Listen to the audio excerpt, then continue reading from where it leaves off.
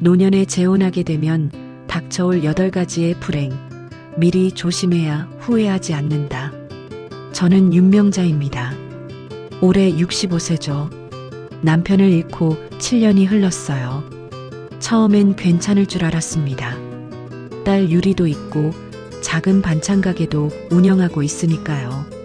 하지만 정말 힘든 시간은 저녁이었어요. 가게 문을 닫고 집으로 돌아가는 길, 혼자 저녁을 차려 먹는 시간, 텔레비전을 켜도 웃음소리만 허공에 떠돌죠. 그때마다 가슴 한편이 텅 비어 있다는 걸 느꼈습니다. 어느 봄날이었어요. 가게에 한 남자분이 왔는데 처음 보는 얼굴이었죠. 키도 적당하고 인상도 온화해 보였어요. 최도연이라고 자기소개를 했습니다. 68세라니까 저보다 3살 위네요. 사장님, 여기 김치 정말 맛있네요. 어떻게 이렇게 시원하게 담그세요? 도연이 김치를 한 젓가락 집어먹으며 말했어요. 오랜만에 들어보는 칭찬이었습니다. 마음이 조금 따뜻해지더라고요. 비법은 없어요. 그냥 정성껏 담그는 거죠. 아, 그럼 사장님 마음이 들어간 거네요.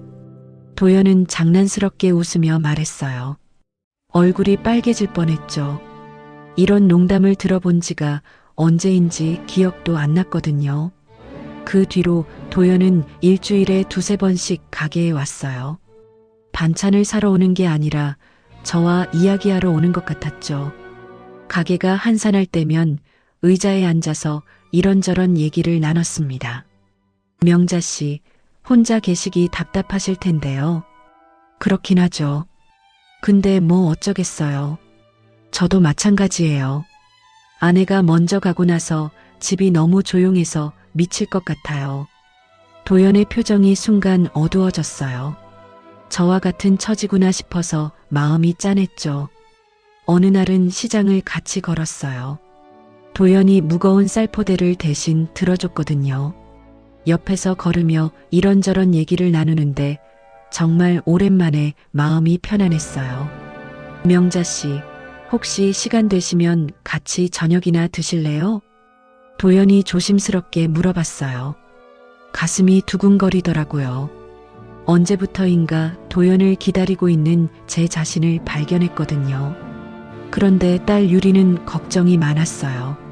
제가 도연 얘기를 하자마자 얼굴이 굳어지더라고요. 엄마, 너무 빨리 마음 열지 마세요. 아직 잘 모르잖아요. 뭘 그렇게 걱정해. 그냥 이야기 상대일 뿐이야. 엄마, 외로우신 거 알아요. 근데 조심해야 해요. 요즘 노인들 노린 사기꾼들 얼마나 많은데요. 유리의 말이 틀린 건 아니었죠. 하지만 도연과 함께 있으면 7년 동안 얼어붙었던 마음이 조금씩 녹는 것 같았어요. 누군가와 함께 웃고 이야기하고 걱정을 나누는 그 따뜻함이 그리웠거든요. 이 사람이라면 나를 외롭게 만들지 않겠지? 저는 그렇게 생각했습니다. 7년간의 외로움이 너무 깊어서 도연의 작은 친절도 큰 사랑으로 느껴졌던 것 같아요. 돌이켜보니 그때부터 제가 이성을 잃기 시작한 거였죠. 매일 저녁이면 도연이 올까봐 문 쪽을 힐끔힐끔 봤어요. 오지 않으면 실망하고 오면 하루 종일 기분이 좋았죠. 제가 완전히 도연에게 마음을 빼앗기고 있다는 걸 느꼈습니다. 혼자 있을 때 뭐 하세요?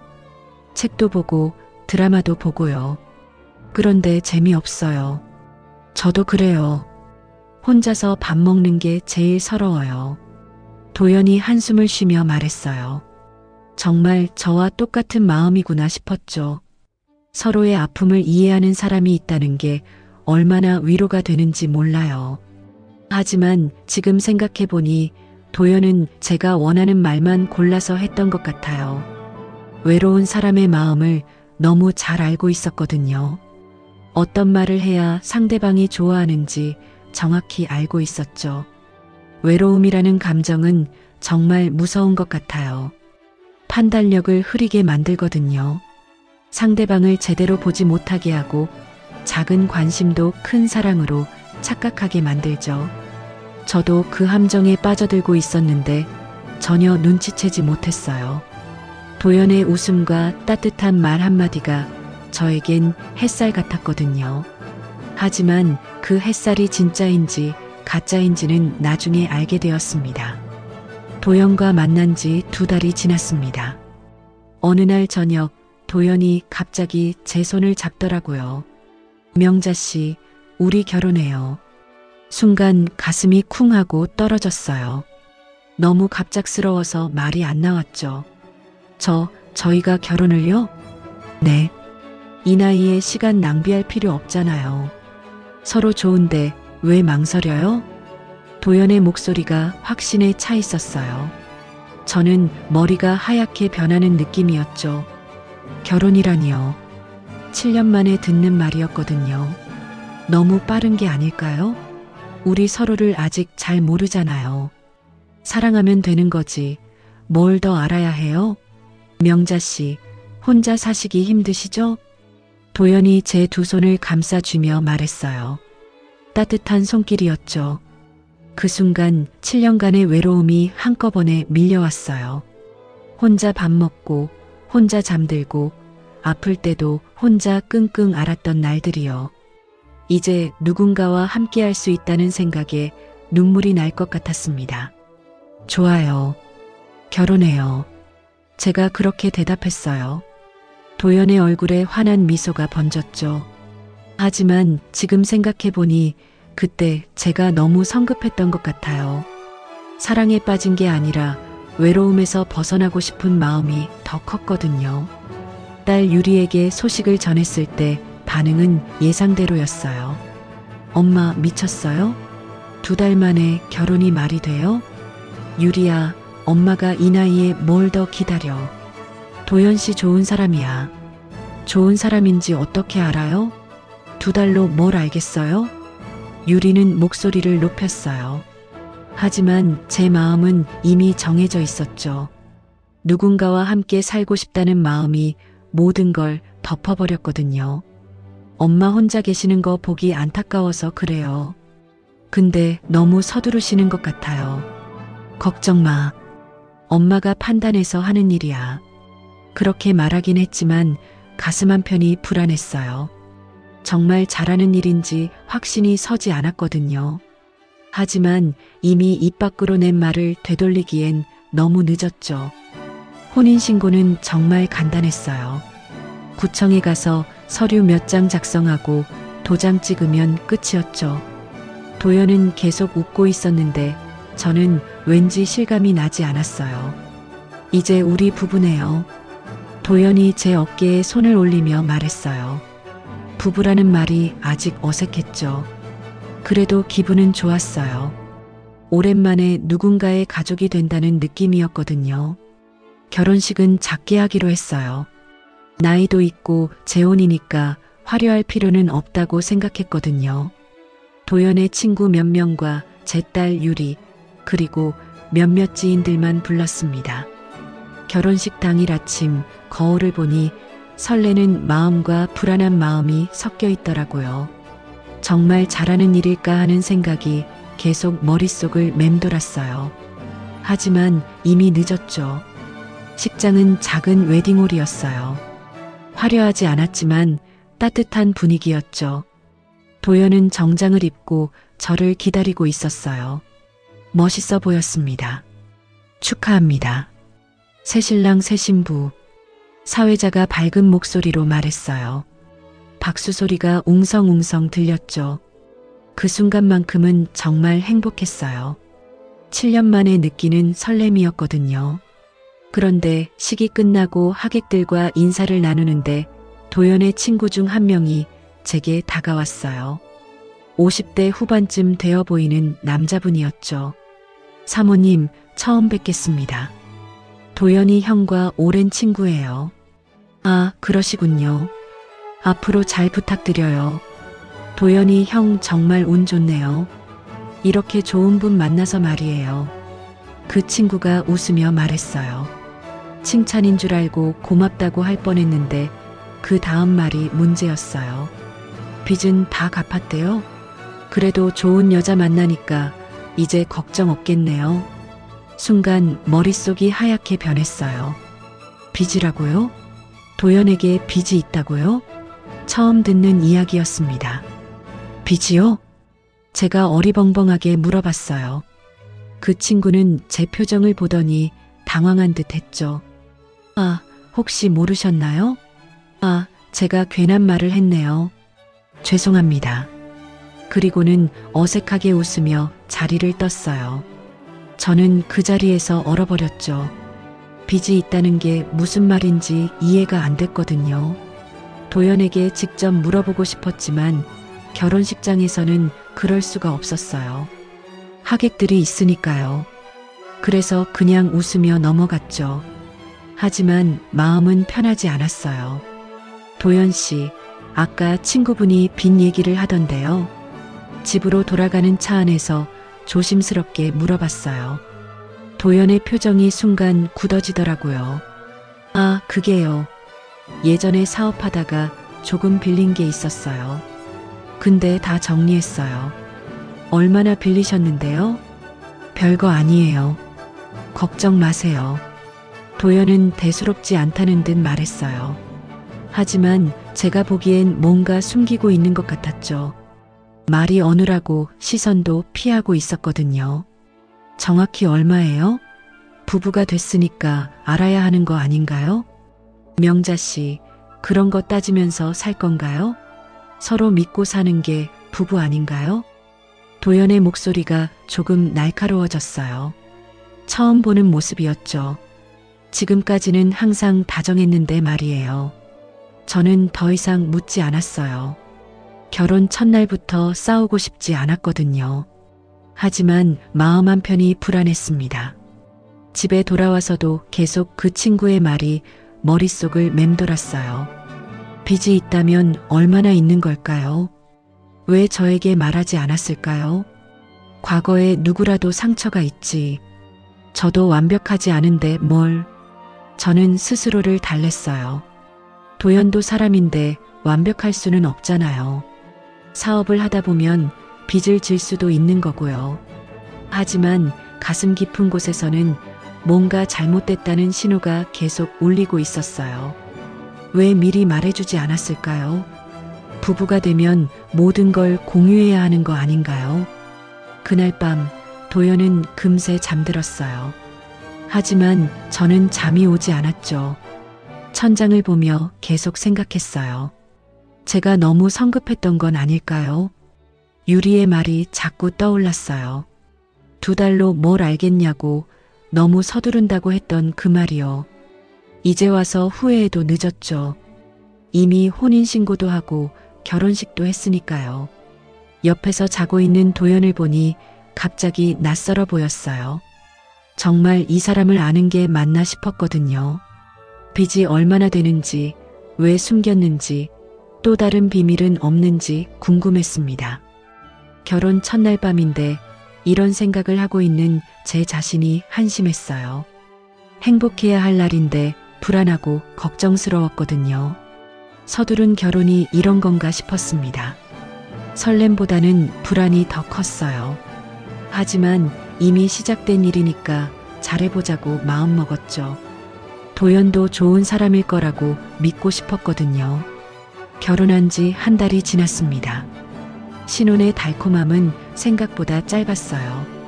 도연과 함께 살면서 조금씩 보이기 시작한 것들이 있었거든요. 처음엔 작은 것들이었어요.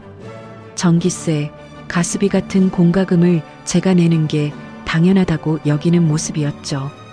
명자 씨, 공과금은 명자 씨가 내시는 게 좋을 것 같은데요. 제 통장은 좀 복잡해서요. 도연이 자연스럽게 말했어요. 저는 별 생각 없이 그러라고 했죠. 부부가 됐으니까 누가 내든 상관없다고 생각했거든요. 그런데 시간이 지날수록 이상했어요. 장 보는 것도 제가 내고 외식해도 제가 내고 심지어 도연의 개인적인 용돈까지 제게 손을 벌리더라고요. 명자 씨, 미안한데 용돈 좀 줄 수 있어요? 친구들 만나야 하는데 지갑이 가벼워서요. 얼마나 필요해요? 10만 원만요. 나중에 갚을게요. 나중에 갚겠다는 말은 허공에 떠돌 뿐이었어요. 갚은 적이 한 번도 없었거든요. 하지만 저는 말하지 않았어요. 부부 사이에 돈 계산하고 싶지 않았거든요. 어느 날 저녁 도연이 갑자기 진지한 표정으로 말을 꺼냈어요. 명자 씨, 우리 이사를 해야겠어요. 이사를요? 왜요? 저는 깜짝 놀랐어요. 지금 살고 있는 집은 제가 7년 동안 혼자 살던 곳이었거든요. 추억도 많고 편한 곳이었는데 갑자기 이사를 하자니요. 여기는 너무 좁아요. 우리 둘이 살기에는 말이에요. 더 넓은 곳으로 옮기면 어떨까요? 도연의 말이 틀린 건 아니었어요. 실제로 좀 좁긴 했거든요. 하지만 갑작스럽긴 했죠. 그런데 이사 비용이 만만치 않을 텐데요. 그게 문제예요. 집 보증금이 부족한데요. 도연이 머뭇거리며 말했어요. 뭔가 말하고 싶은 게 있는 것 같았죠. 보증금이 얼마나 필요한데요? 5천만 원 정도요. 그런데 제 통장에는 2천만 원밖에 없어서요. 제 가슴이 철렁 내려앉았어요. 부족한 돈이 3천만 원이라니요. 그 돈을 어디서 구하겠다는 건지 궁금했습니다. 그럼 어떻게 하실 건데요? 명자 씨 명의로 하면 어떨까요? 도연이 조심스럽게 말했어요. 제 명의로 하자고요? 순간 머리가 하얗게 변했습니다. 제 명의로요? 네. 명자 씨 통장에 돈이 있으시잖아요. 그리고 명자 씨 신용도가 더 좋을 것 같은데요. 도연은 당연하다는 듯 말했어요.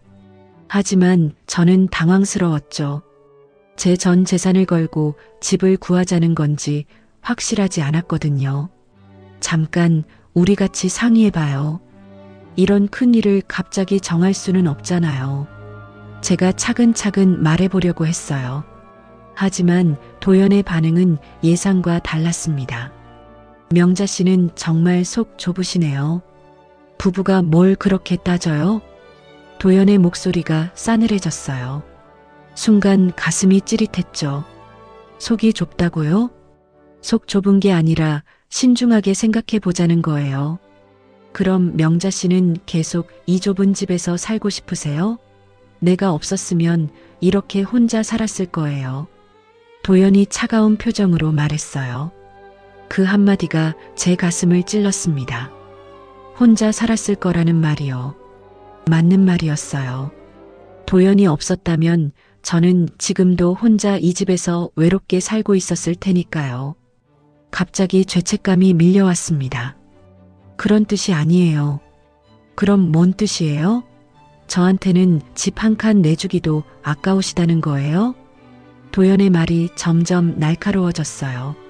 저는 말문이 막혔죠. 정말 그런 마음은 아니었거든요. 아니에요. 그런 게 아니라 좀 더 신중하게 생각해 보자는 거였어요. 신중하게? 명자 씨는 저를 믿지 않으시는군요. 도연이 한숨을 쉬며 말했어요. 실망스럽다는 표정이었죠. 저는 더욱 당황했습니다. 믿지 않는 게 아니라요. 그럼 뭐예요? 부부가 됐는데 이것도 저것도 따지고 앉았네요.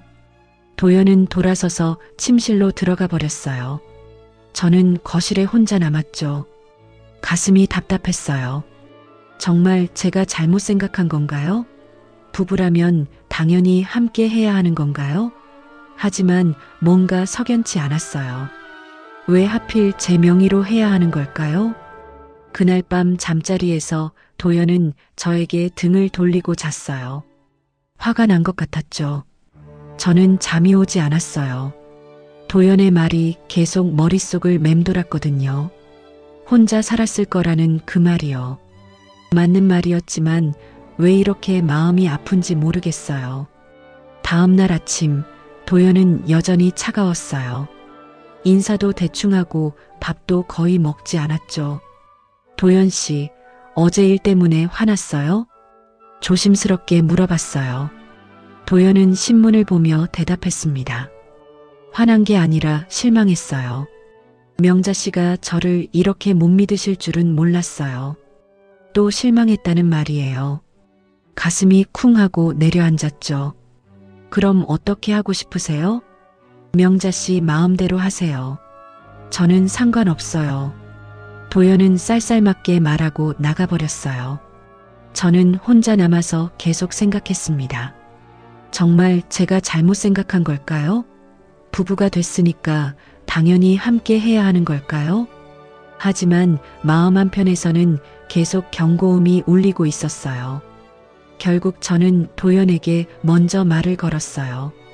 도연 씨, 이야기 좀 해요. 뭔 이야기요? 어제 집 이야기 말이에요. 제가 너무 예민했나 봐요. 도연의 표정이 조금 풀렸어요. 아, 그래요? 네. 부부가 됐으니까 함께 해야죠. 제 명의로 하는 것도 괜찮아요. 저는 그렇게 말했어요. 도연은 환하게 웃으며 제 어깨를 감쌌습니다. 명자 씨, 역시 제 눈에 잘못이 없었어요. 고마워요. 그 순간은 기뻤어요. 도연이 다시 예전처럼 다정해졌거든요. 하지만 지금 생각해보니 그때부터 시작된 것 같아요. 제가 무엇을 해야 하고 무엇을 하지 말아야 하는지 도연이 정하기 시작한 거죠. 저는 도연의 기분을 맞춰가며 살게 되었습니다. 돈 문제는 그 이후로 계속 반복됐어요. 이것 좀 사야겠다. 저것 좀 필요하다. 늘 제게 손을 벌렸죠. 그리고 제가 망설이면 똑같은 말을 했어요. 내가 없었으면 혼자 살았을 거 아니에요? 그 말 한마디면 저는 아무 말도 할 수 없었어요. 정말 그랬으니까요. 도연이 없었다면 저는 지금도 혼자였을 테니까요. 사랑보다 돈이 먼저가 되어버렸어요. 무엇을 하든 돈 이야기가 먼저 나왔고 제 지갑에서 돈이 나가는 건 당연한 일이 되었죠. 저는 그때부터 경제적으로 도연에게 끌려다니기 시작했습니다. 사랑하는 마음보다 죄책감이 더 컸거든요. 그리고 그 죄책감이 저를 올가매기 시작했어요. 결혼한 지 3달째 되던 어느 날 도연이 갑자기 말했어요. 명자 씨, 아들이 내일 인사하러 온대요. 아들이요? 저는 깜짝 놀랐어요. 도연에게 아들이 있다는 건 알고 있었지만 직접 만날 거라곤 생각 못 했거든요. 최경수라고 해요. 42살이고 사업을 하고 있어요. 도연은 자랑스러운 표정으로 말했어요. 하지만 왜인지 마음이 편하지 않았죠. 갑자기 만나자는 게 조금 이상했거든요. 다음 날 저녁 초인종이 울렸어요. 도연이 문을 열자 키가 큰 남자가 들어왔습니다. 최경수였어요. 아버지, 안녕하세요. 경수는 도연에게 인사하고 저를 쳐다봤어요. 첫인상은 나쁘지 않았죠. 정장을 깔끔하게 입고 있었고 인사성도 밝았어요. 안녕하세요. 아버지 얘기 많이 들었어요. 아, 그래요? 처음 뵙겠습니다. 저는 어색하게 인사했어요. 도연의 아들을 만나니까 긴장되더라고요. 커피 드릴까요?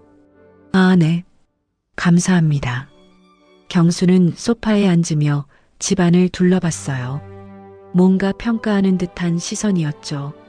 집이 아늑하네요. 아버지가 여기서 편하게 지내시는 것 같아요. 그럼요. 명자 씨가 정말 잘해주셔서요. 도연이 흐뭇하게 말했어요. 저는 커피를 내오며 들었는데 기분이 좋았죠. 그런데 경수의 다음 말이 조금 이상했어요. 아버지, 혹시 새로 사업 계획은 없으세요? 사업이요? 아니요. 이 나이에 무슨 사업을 해요? 요즘 좋은 기회가 많던데요. 투자만 하면 수익이 괜찮은 것들이 있어요. 경수가 의미심장하게 말했어요. 저는 커피잔을 내려놓으며 들었는데 왜 갑자기 사업 이야기가 나오는지 궁금했죠. 경수는 사업이 어때요? 잘 되고 있어요? 제가 물어봤어요. 경수의 표정이 순간 굳어지더라고요. 아, 네. 그런데 요즘 투자할 곳을 찾고 있어서요. 투자요? 네. 좋은 기회가 있는데 자금이 좀 부족해서요. 경수는 도연을 쳐다보며 말했어요. 도연도 뭔가 알아듣는 표정이었죠. 그때 문득 불안한 느낌이 들었어요. 혹시 돈 이야기를 하러 온 건 아닐까 싶었거든요. 어떤 사업인데요? 온라인 쇼핑몰이에요. 요즘 정말 잘 되거든요. 경수가 열심히 설명하기 시작했어요. 하지만 제가 듣기에는 너무 장밋빛 전망만 얘기하는 것 같았죠. 그런데 자금이 얼마나 필요한데요? 5천만 원 정도면 충분해요. 6개월 후면 2배로 불어날 거예요. 경수의 말에 도연이 관심 있는 표정을 지었어요. 하지만 저는 걱정이 되더라고요. 그런 사업이 그렇게 확실한가요? 제가 조심스럽게 물어봤어요. 경수는 잠시 멈칫하더니 웃으며 말했습니다. 물론이죠. 어머니, 저를 믿으셔도 돼요. 어머니라고 부르더라고요. 처음 만났는데 벌써 어머니라니요. 뭔가 어색했어요. 어머니라고 불러도 될까요? 아버지가 행복해 보이시니까요. 경수가 웃으며 말했어요. 나쁜 의미는 아닌 것 같았는데 왜인지 마음이 편하지 않았죠. 아직은 좀 어색해요. 제가 솔직하게 말했어요. 경수는 당황한 것 같았지만 금세 웃었습니다. 아, 그렇죠. 시간이 지나면 괜찮아질 거예요. 그 후로 경수는 계속 사업 이야기를 했어요. 얼마나 좋은 기회인지 놓치면 안 된다는 식으로 말이에요. 아버지, 한번 투자해 보시는 게 어때요? 글쎄, 돈이 있어야 투자하지. 도연이 난처한 표정으로 말했어요. 그때 경수가 저를 쳐다봤습니다. 어머니는 어떻게 생각하세요? 갑자기 저에게 묻는 거예요. 무슨 대답을 해야 할지 몰랐죠. 저는 잘 모르겠어요. 사업은 위험한 거 아닌가요? 어머니, 요즘은 다 투자해요. 그냥 저축만 하면 손해거든요. 경수가 설득하려는 투로 말했어요. 하지만 저는 확신이 서지 않았어요. 바로 그때 유리가 왔어요. 미리 약속한 게 있었거든요. 엄마, 안녕하세요. 유리가 들어오더니 경수를 보고 멈칫했어요. 아, 손님이 계시네요. 유리야, 이분이 도연 씨 아들이야. 경수 씨, 제가 소개해줬어요. 유리는 차가운 표정으로 인사했습니다. 안녕하세요. 아, 유리 씨시군요. 많이 들었어요. 경수가 밝게 인사했지만 유리는 별로 반갑지 않은 표정이었어요. 뭐 하시는 분이세요? 유리가 직접적으로 물어봤어요. 경수는 잠시 당황한 듯 했죠. 사업을 하고 있어요. 온라인 쇼핑몰이요. 아, 그래요. 잘 되세요? 유리의 질문이 날카로웠어요. 경수는 어색하게 웃었습니다. 네, 그럭저럭요. 그럭저럭이면 잘 안 된다는 뜻이네요. 유리가 시원하게 말했어요. 경수의 얼굴이 빨개졌죠. 유리야, 너무 직설적으로 말하지 마. 제가 말렸어요. 하지만 유리는 계속했습니다. 궁금해서요. 혹시 엄마한테 돈 빌리러 오신 건 아니시죠? 순간 방안이 조용해졌어요. 경수는 당황한 표정이었고 도연은 불편해 보였죠. 유리야, 그런 식으로 말하면 어떻게 해? 도연이 불쾌한 목소리로 말했어요. 유리는 전혀 물러서지 않았습니다. 엄마, 저 사람 믿지 마세요. 처음 만난 사람한테 어머니라고 부르는 게 이상하지 않아요? 유리의 말에 경수가 벌떡 일어났어요. 뭐라고요? 저를 사기꾼 취급하시는 거예요? 사기꾼이라고 안 했는데요? 왜 그렇게 받아들이세요? 유리도 지지 않고 맞섰어요. 분위기가 험악해졌습니다. 유리야, 그만해. 제가 말렸지만 소용없었어요. 엄마, 이 사람들이 엄마를 뭘로 보는지 모르겠어요? 돈주머니로 보는 것 같은데요. 유리의 말에 도연이 화를 냈어요. 야, 내가 너무 나가는 거 아니야? 어른한테 그게 뭔 말이야? 어른이면 어른답게 행동하셔야죠. 새어머니한테 돈 빌리러 오는 게 어른다운 행동인가요? 유리와 도연이 서로 노려보며 말했어요. 저는 가운데 끼어서 어쩔 줄 몰랐죠. 다들 진정하세요. 제가 말했지만 이미 분위기는 엉망이었어요. 어머니, 죄송합니다. 이런 일이 생길 줄 몰랐네요. 경수가 저에게 사과했어요. 하지만 유리는 계속 의심스러운 눈초리를 보냈습니다. 엄마, 이 사람들 조심하세요. 뭔가 이상해요. 유리가 제 귀에 속삭였어요. 저는 머리가 아팠습니다. 가족 테이블에 앉아있는 네 사람. 도연과 경수는 한편이고 유리와 저는 한편인 것 같았어요. 공기 중에 팽팽한 긴장감이 흘렀습니다. 오늘은 그만 가볼게요. 경수가 일어섰어요. 도연도 따라 일어났죠. 죄송합니다. 다음에 다시 인사드리러 오겠어요. 경수가 저에게 인사하고 나갔어요. 도연도 함께 나가더라고요. 유리와 둘만 남았을 때 유리가 말했어요. 엄마, 저 사람들 정말 이상해요. 처음 만나자마자 어머니라고 부르고 사업 투자 이야기하고 그래도 너무 심했어. 처음 만난 사람한테 그렇게 말하면 어떻게 해? 엄마, 제가 왜 그랬는지 아세요? 저 사람 눈빛이 이상했어요. 엄마 통장 잔고 계산하는 것 같았거든요. 유리의 말에 저도 생각해보니 그런 것 같았어요. 경수가 저를 보는 시선이 뭔가 어색했거든요. 그날 밤 도연이 돌아와서는 화가 나 있었어요. 명자 씨, 유리가 너무했어요. 제 아들을 사기꾼 취급하다니. 미안해요. 유리가 좀 직설적이긴 해요. 직설적인 게 아니라 예의가 없어요. 어른한테 어떻게 그럴 수 있어요? 도연이 목소리를 높였어요. 저는 당황했죠. 유리도 저를 걱정해서 그런 거예요. 걱정은 무슨, 그냥 이기적인 거죠.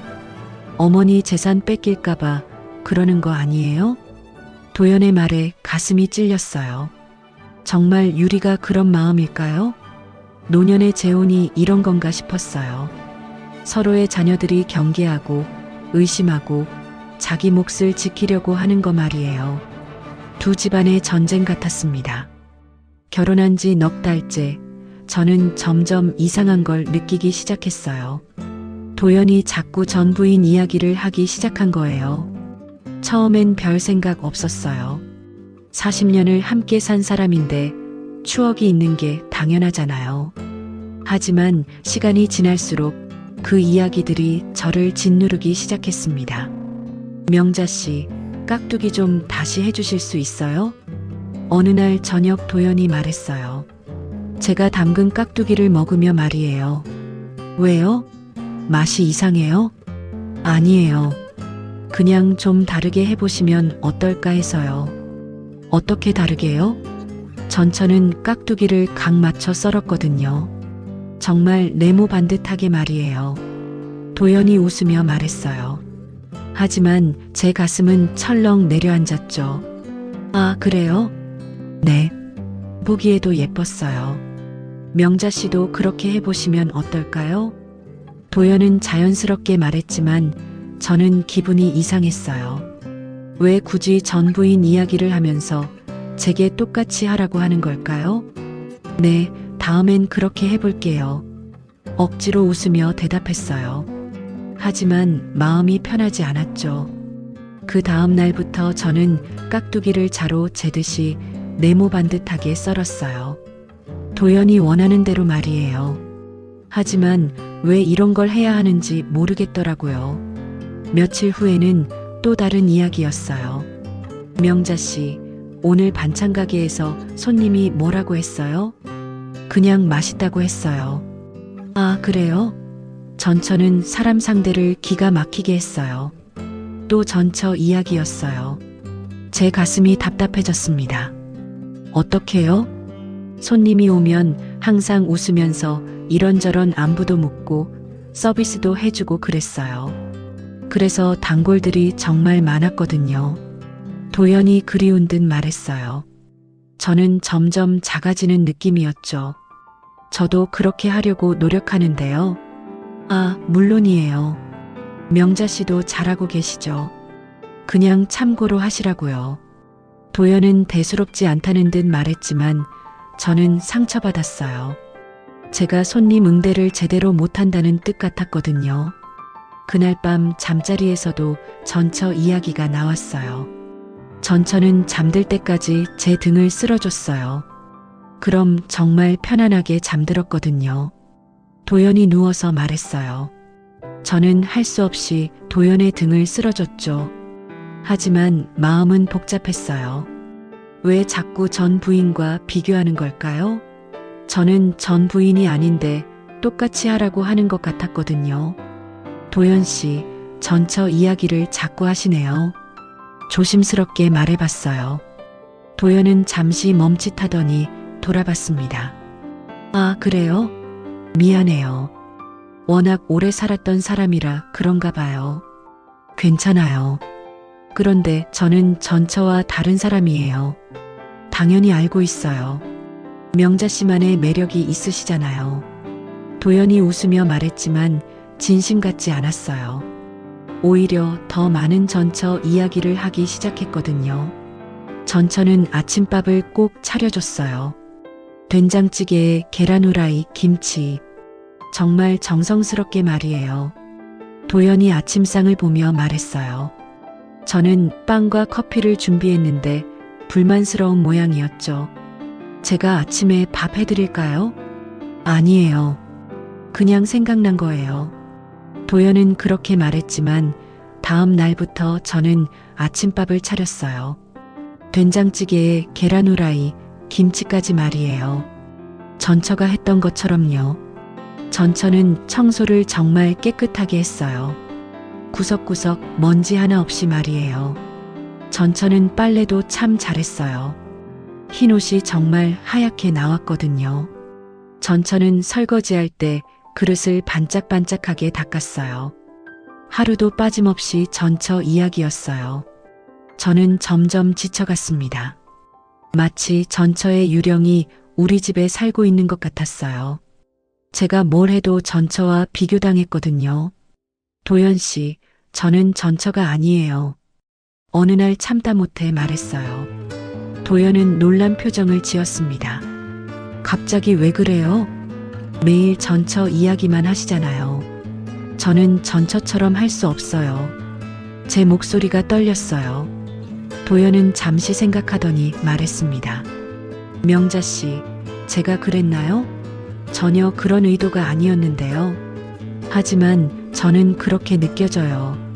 미안해요. 앞으로 조심할게요. 도연이 사과했어요. 하지만 전처 이야기는 멈추지 않았습니다. 전처는 감기 걸렸을 때 죽을 정말 맛있게 끓였어요. 전처는 손님 접대를 정말 잘했어요. 전처는 옷 입는 센스가 정말 좋았어요. 끝이 없었어요. 저는 점점 말수가 줄어갔습니다. 뭘 해도 전처가 더 잘했다는 말을 들을까봐 무서웠거든요. 가게에서도 손님들에게 어떻게 응대해야 할지 자신이 없어졌어요. 전처처럼 기가 막히게 하려면 어떻게 해야 하는지 몰랐거든요. 집에서도 마찬가지였어요. 청소를 해도 요리를 해도 빨래를 해도 늘 전처 생각이 났습니다. 전처는 더 잘했을 거라는 생각이 계속 들었어요. 전처는 화를 한 번도 안 냈어요. 항상 웃고 있었거든요. 도연이 제가 짜증난 표정을 보이자 말했어요. 그 말에 저는 완전히 무너졌습니다. 죄송해요. 제가 고개를 숙이며 사과했어요. 전처는 화도 안 냈다는데 저는 짜증까지 내고 있으니까요. 밤마다 거울을 보며 생각했어요. 전처는 어떤 사람이었을까요? 도연 말을 들어보니 완벽한 사람 같았어요. 요리도 잘하고 청소도 잘하고 사람도 잘 사귀고 화도 안 내고 저는 전처와 비교해서 모든 게 부족해 보였어요. 요리 솜씨도 떨어지고 청소도 꼼꼼하지 못하고 화도 내고 나는 왜 이렇게 부족할까? 혼자 중얼거리며 한숨을 쉬었어요. 전처는 죽은 사람인데 살아있는 저보다 더 강력했어요. 유리가 놀러 왔을 때 제 모습을 보고 깜짝 놀랐어요. 엄마, 왜 이렇게 말이 없어요? 표정도 안 좋고요. 그냥 좀 피곤해서 그래. 무슨 일 있어요? 유리가 걱정스럽게 물어봤어요. 하지만 전처 이야기를 할 수는 없었죠. 아무것도 아니야. 엄마, 뭔가 이상해요. 예전 엄마 같지 않아요. 유리의 말에 눈물이 날 것 같았어요. 맞는 말이었거든요. 저는 예전의 제가 아니었어요. 자신감도 없어지고 말수도 줄어들고 늘 위축되어 있었죠. 전처라는 보이지 않는 적과 싸우느라 지쳐 있었거든요. 하지만 가장 힘든 건 이 싸움에서 절대 이길 수 없다는 거였어요. 전처는 이미 죽은 사람이니까 더 이상 실수할 일도 없고 늙을 일도 없고 도연의 기억 속에서는 영원히 완벽한 사람으로 남아있을 테니까요. 저는 살아있는 사람인데 죽은 사람에게 지고 있었어요. 이상하고 슬픈 일이었습니다. 도연 씨는 저를 사랑하는 걸까? 아니면 전처의 대체품으로 생각하는 걸까? 그런 생각이 자꾸 들었어요. 전처처럼 하라는 말을 들을 때마다 저는 윤명자가 아니라 전처의 그림자 같았거든요. 과거의 유령과 싸우는 건 너무 힘들었어요. 보이지도 않고 만질 수도 없는 상대와 매일 경쟁해야 한다는 게 얼마나 지치는 일인지 그때 알았습니다. 결혼한 지 5달째 어느 토요일 오후였어요. 저는 가게를 일찍 닫고 집에서 쉬고 있었습니다.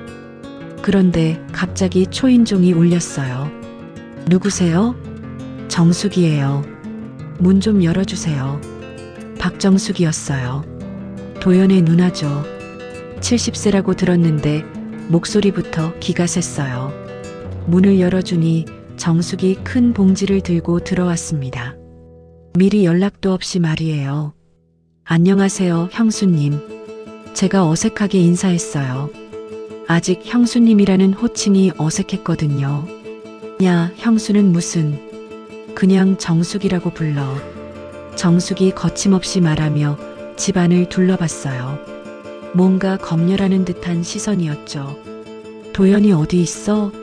마트에 갔어요. 곧 올 거예요. 그래. 그럼 기다릴게. 정숙은 제 허락도 구하지 않고 소파에 앉았어요. 마치 자기 집인 것처럼 말이죠. 집이 생각보다 괜찮네. 근데 좀 답답해 보여. 정숙이 집을 평가하기 시작했어요. 제 기분이 좀 이상했죠. 커피 드릴까요? 응, 고마워. 그런데 설탕 많이 넣어줘. 정숙은 당연하다는 듯 말했어요. 저는 커피를 타러 부엌에 갔는데 정숙이 따라와서는 부엌을 구경하기 시작했습니다. 어머, 이게 뭐야? 정숙이 식탁이 빵을 보며 말했어요. 제가 아침에 먹다 남은 식빵이었죠. 아침에 먹다 남은 거예요. 아침을 빵으로 먹어? 우리 집안은 아침은 밥을 먹어야 해. 정숙의 목소리가 갑자기 커졌어요. 저는 깜짝 놀랐죠. 네. 우리 도연이 평생 아침에 밥 먹고 살았어. 갑자기 빵을 먹으면 속이 안 좋아져. 정숙이 단호하게 말했어요. 저는 어이가 없었습니다. 도연 씨가 괜찮다고 했는데요. 남자들은 참는 거야. 속으로는 힘들어하고 있을 거야. 정숙은 자기 말이 맞다는 듯 했어요. 저는 말문이 막혔죠. 그때 도연이 돌아왔어요. 누나, 언제 왔어요? 방금 왔어. 그런데 도연아, 아침을 빵으로 먹는다며? 정숙이 바로 따졌어요. 도연은 당황한 표정이었죠. 가끔 그래요. 별거 아닌데요. 별거 아니긴. 우리 엄마가 평생 아침에 밥 차려주셨는데 갑자기 빵이 무슨 말이야? 정숙의 목소리가 날카로워졌어요. 저는 가운데 끼어서 어쩔 줄 몰랐습니다. 누나, 그냥 넘어가요. 넘어가긴 뭘 넘어가. 며느리 교육을 제대로 해야지. 며느리 교육이라니요. 저는 귀를 의심했어요. 형수님, 제가 뭘 잘못했나요? 조심스럽게 물어봤어요. 정숙은 저를 빤히 쳐다봤습니다. 아침밥도 제대로 안 해주고 집 관리도 엉성하고 우리 집 며느리가 그러면 안 되지. 집 관리가 엉성하다고요? 제가 반박했어요. 저는 나름대로 깨끗하게 살고 있었거든요. 화장실 가봤더니 수건이 제대로 정리가 안 되어 있더라고. 그리고 냉장고도 어지럽고 정숙이 제가 없는 사이에 집안을 다 둘러봤다는 뜻이었어요. 어이가 없었죠. 누나, 그런 건 저희가 알아서 할게요. 도연이 말했지만 정숙은 물러서지 않았어요. 알아서 하긴 뭘 알아서 해. 이렇게 사는 게 알아서 하는 거야? 누나, 너무 심하시는 거 아니에요? 제가 참다 못해 말했어요. 정숙은 눈을 동그랗게 뜨고 저를 봤습니다. 뭐라고? 심하다고? 네, 너무 간섭이 심하신 것 같아요. 간섭이라고? 야, 내가 시누이인데 간섭을 하면 안 돼? 정숙이 목소리를 높였어요.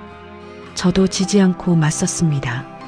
시누이라고 해서 남의 집에 와서 이래라 저래라 할 권리는 없잖아요. 남의 집이라고? 여기가 남의 집이야? 제 집이에요. 우리 도연이 사는 집이 내 집이라고? 정숙과 제가 서로 노려보며 말했어요. 분위기가 험악해졌죠. 정숙 씨, 그만하세요. 제가 단호하게 말했어요. 정숙은 잠깐 놀란 것 같았지만 곧 화를 냈습니다. 야, 지금 반말이야? 나한테 반말을 해? 죄송해요. 하지만 너무 심하세요. 심하긴 뭐가 심해. 내가 우리 동생 잘 되라고 하는 말인데. 정숙은 도연을 보며 말했어요. 도연아, 내 와이프가 나한테 이래도 되는 거야? 도연은 난처한 표정이었어요. 저는 도연이 제 편을 들어주길 바랐습니다. 누나, 명자 씨도 기분이 나쁘실 만해요. 기분이 나쁘긴 뭐가 나빠. 시누이가 조언해 주는 건데. 조언이 아니라 간섭이에요. 제가 다시 말했어요. 정숙은 완전히 화가 났습니다. 야, 지금 내가 간섭한다는 거야? 네, 맞아요. 제 사생활에 간섭하고 계세요. 사생활이라고? 부부가 어떻게 사는지 보는 게 사생활 간섭이야? 정숙과 저는 계속 말다툼을 했어요. 도연은 가운데서 어쩔 줄 몰라 했죠. 그만해요, 둘 다. 도연이 말렸지만 이미 늦었어요.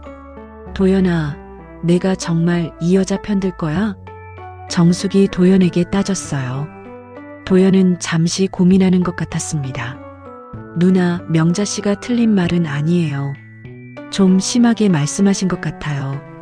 도연이 제 편을 들어줬어요. 저는 안도했죠. 하지만 정숙은 더욱 화가 났습니다.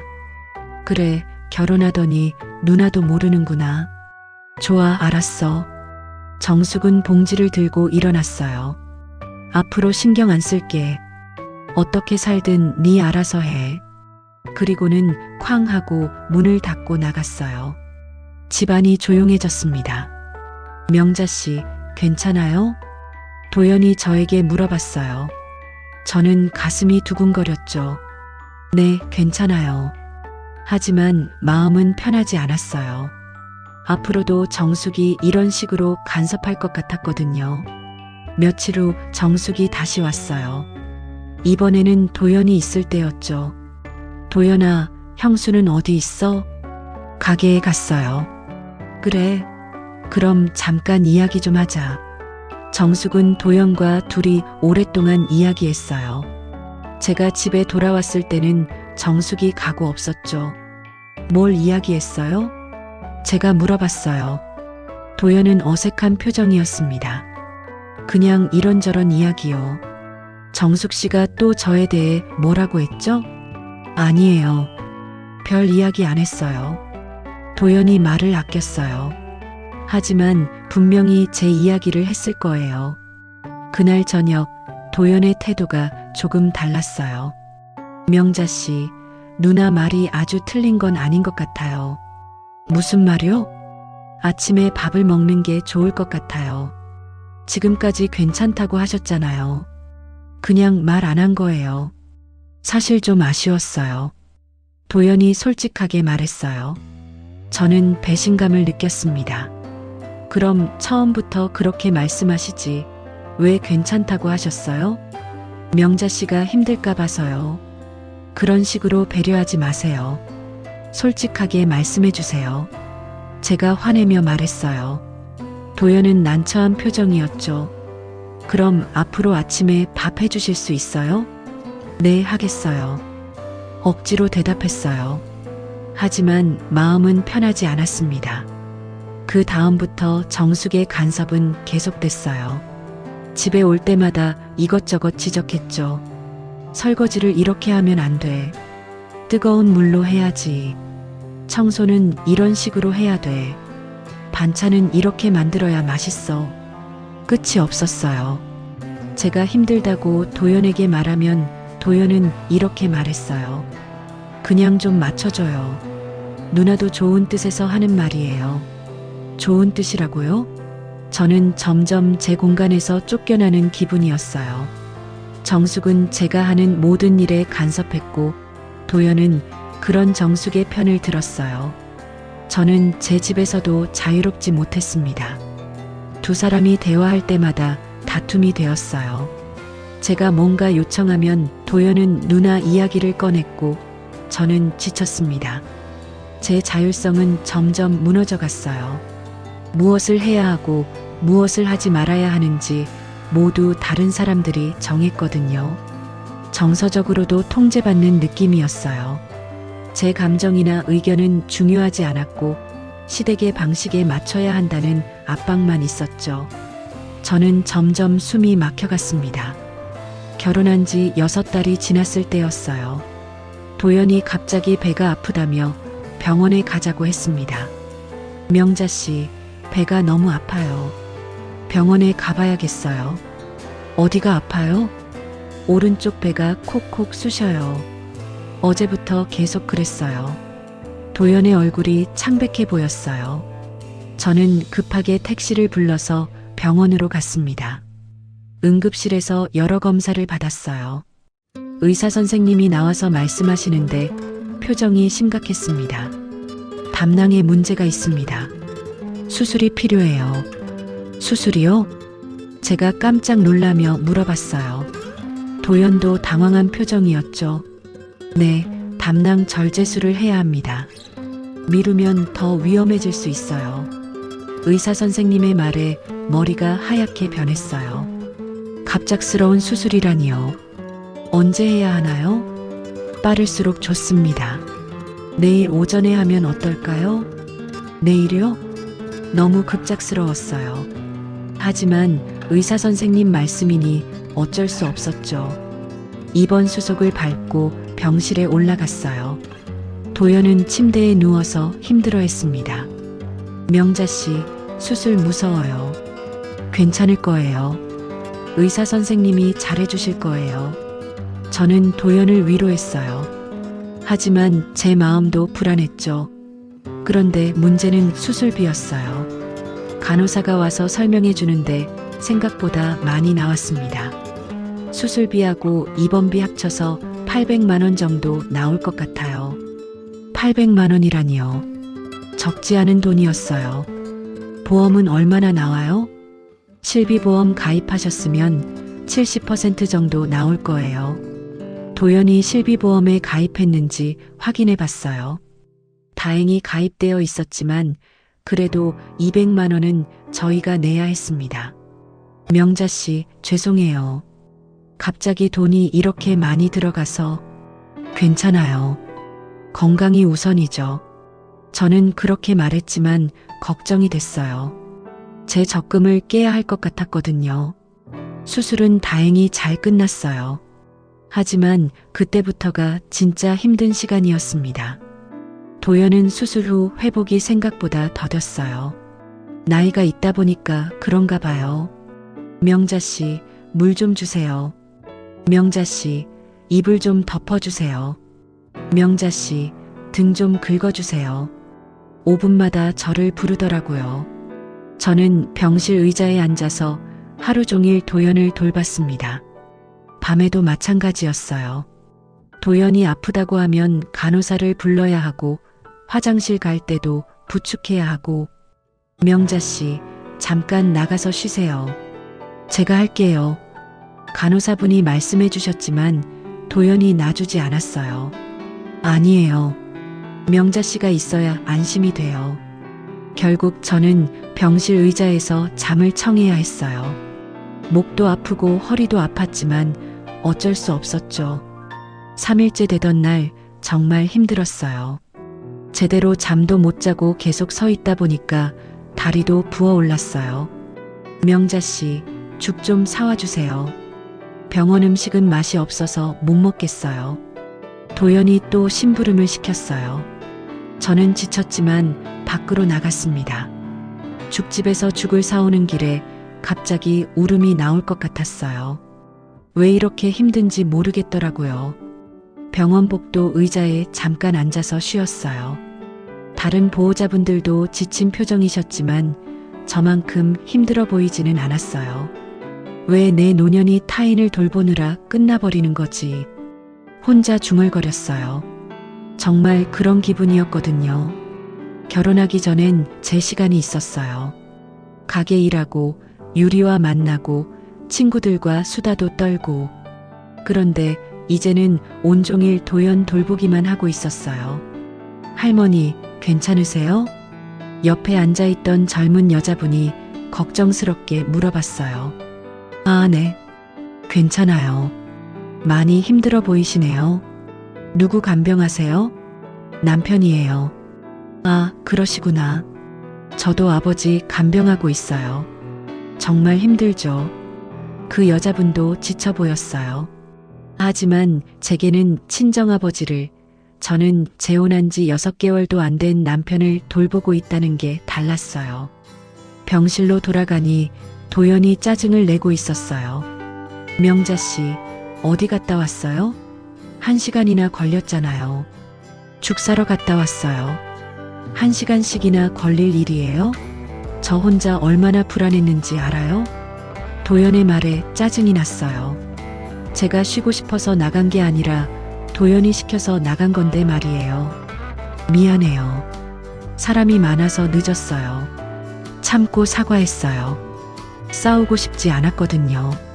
일주일이 지나도 도연은 퇴원하지 못했어요.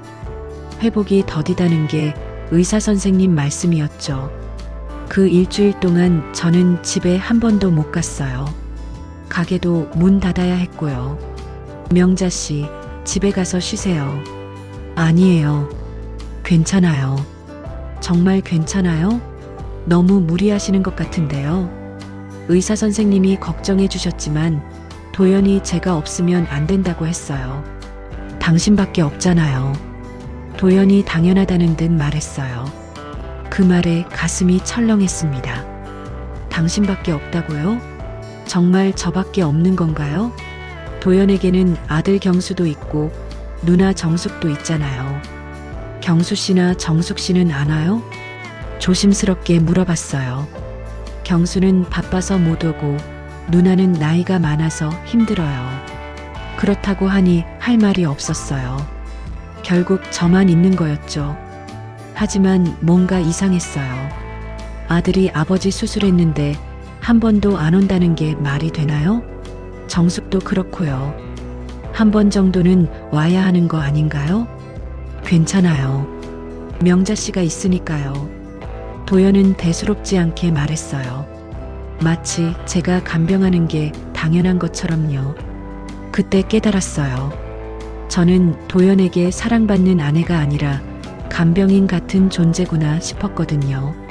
사랑한다면 이렇게 힘들게 하지 않을 텐데요. 한 번이라도 힘들면 쉬라고 말해줄 텐데요.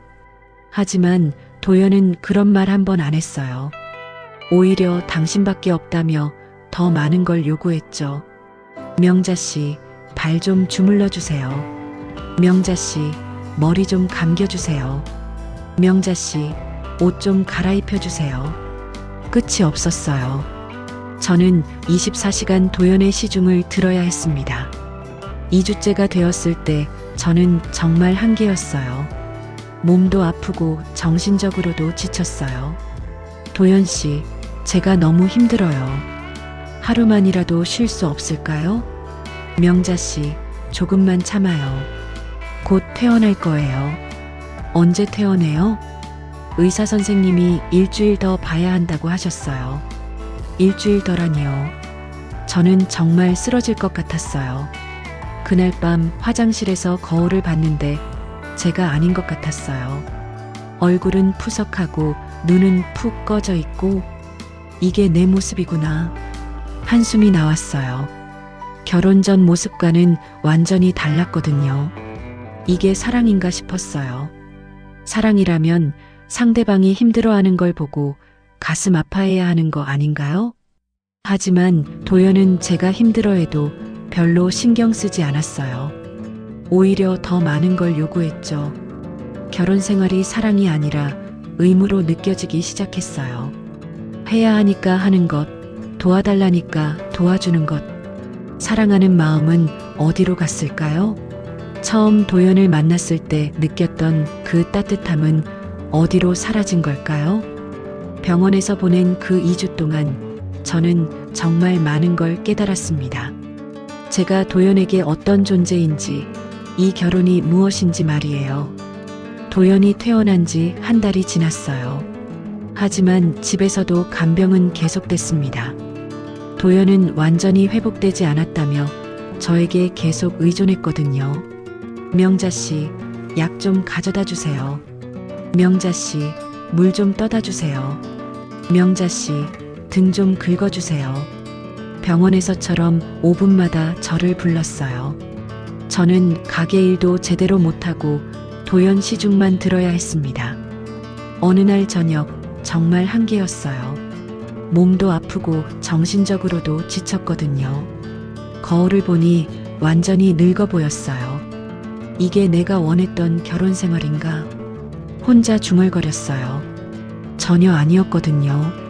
사랑하는 사람과 함께 행복하게 살고 싶었는데 지금은 간병인이 되어 있었어요. 그때 유리가 전화했어요. 엄마, 목소리가 왜 그래요? 아픈 데 있어요? 아니야. 그냥 좀 피곤해서. 요즘 자주 피곤하다고 하시는데 정말 괜찮으세요? 유리의 걱정스러운 목소리에 눈물이 날 것 같았어요. 괜찮다고 했잖아. 엄마, 저 지금 갈게요. 아니야, 오지 마. 바쁠 텐데. 아니에요. 뭔가 이상해요. 지금 갈게요. 유리는 전화를 끊고 1시간 후에 집에 왔어요. 제 모습을 보더니 깜짝 놀라더라고요. 엄마, 왜 이렇게 말랐어요? 얼굴도 완전히 달라졌어요. 그래, 별로 안 달라진 것 같은데. 아니에요. 완전히 달라졌어요. 무슨 일 있어요? 유리가 심각한 표정으로 물어봤어요. 저는 더 이상 참을 수 없었습니다. 유리야, 엄마가 너무 힘들어. 그렇게 말하자마자 눈물이 쏟아졌어요. 참고 있던 게 한꺼번에 터진 거였어요. 엄마, 뭐가 힘들어요? 말씀해 보세요. 유리가 제 손을 잡으며 말했어요. 저는 그동안 있었던 일들을 하나하나 이야기했습니다. 도연의 빚, 전처와의 비교, 신우이의 간섭, 병원에서의 간병까지 모든 걸 말했어요. 유리는 점점 화가 나는 표정이었어요. 엄마, 이게 결혼이에요?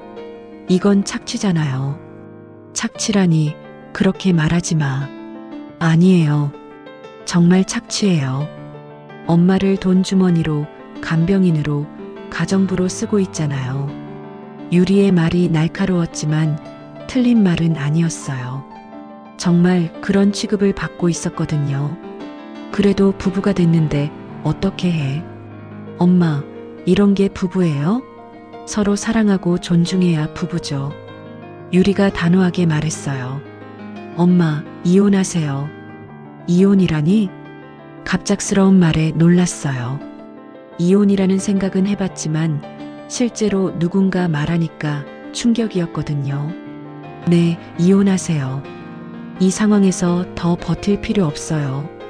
하지만 사람들이 뭐라고 할까? 사람들 시선보다 엄마 인생이 더 중요해요. 유리의 말에 마음이 흔들렸어요. 정말 이혼을 해야 할까요? 며칠 동안 고민했어요. 계속 이렇게 살 수는 없다는 생각이 들었거든요. 하지만 이혼 결정을 내리기가 쉽지 않았어요. 그러던 어느 날 결정적인 일이 일어났어요. 도연이 또 경수 투자 이야기를 꺼낸 거예요. 명자 씨, 경수가 새로운 사업 기회를 가져왔어요. 또요? 이번엔 정말 확실한 거래요. 3개월 만에 2배로 불어날 거예요. 얼마요? 1천만 원이면 돼요. 1천만 원이라니요. 제 마지막 적금이었어요. 도연 씨, 저는 투자 안 하고 싶어요. 왜요? 돈을 불릴 수 있는 기회인데. 확실하지 않잖아요. 명자 씨는 왜 그렇게 소심해요? 이래서 가난한 거예요. 가난하다고요? 그 말에 정말 화가 났어요. 제가 가난해서 이렇게 사는 거라고 생각하세요? 아니에요. 그런 뜻이 아니라 투자에 너무 소극적이라는 뜻이에요. 투자가 아니라 도박이에요. 안 할 거예요. 제가 단호하게 말했어요. 도연의 얼굴이 일그러졌습니다. 그럼 명자 씨는 저랑 경수를 믿지 않는다는 거네요. 믿고 안 믿고의 문제가 아니에요. 그럼 뭐예요? 부부인데 서로 도와야 하는 거 아닌가요? 또 부부라는 말로 저를 옭아매려고 하는 거였어요. 저는 더 이상 참을 수 없었습니다. 도연 씨, 이혼해요. 뭐라고요? 이혼하자고 했어요. 도연은 깜짝 놀란 표정이었어요. 갑자기 왜 그래요? 갑자기가 아니에요. 계속 생각해 왔어요. 명자 씨, 화가 나서 그러는 거죠? 진정하세요. 아니에요. 정말 이혼하고 싶어요. 저는 단호하게 말했어요. 도연은 당황하며 말을 바꿨습니다. 명자 씨, 제가 잘못했어요. 앞으로 잘할게요. 이미 늦었어요. 늦지 않았어요. 다시 시작해봐요. 하지만 저는 마음을 바꾸지 않았어요. 더 이상 이런 생활을 할 수 없었거든요. 이혼 절차는 생각보다 간단했어요. 도연도 끝까지 저를 붙잡지 않았거든요. 아마 다른 대안을 생각하고 있었나 봐요. 짐을 싸는 날 유리가 도와주러 왔어요. 엄마, 잘 결정하셨어요. 그럴까? 네, 정말 잘하셨어요. 유리가 저를 꽉 안으며 말했어요. 엄마, 혼자여도 괜찮아요. 외로움보다 더 아픈 건 잘못된 사람 옆에 서 있는 거예요. 그 말에 눈물이 났어요. 정말 그랬거든요. 외로움보다 잘못된 사람과 함께 있는 게 더 아팠어요. 집을 나서는 순간 복잡한 기분이었어요. 후회도 되고 안도감도 들었죠.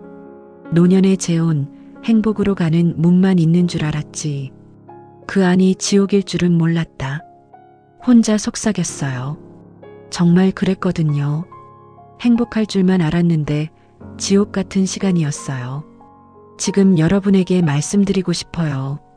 노년의 재혼을 생각하고 계신다면 정말 신중하게 생각해 보세요. 외로움 때문에 성급하게 결정하지 마시고 상대방을 충분히 알아보세요.